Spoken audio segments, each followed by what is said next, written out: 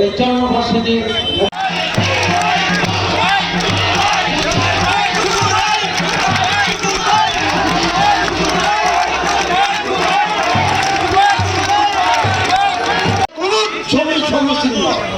তাই ওনারা করছে।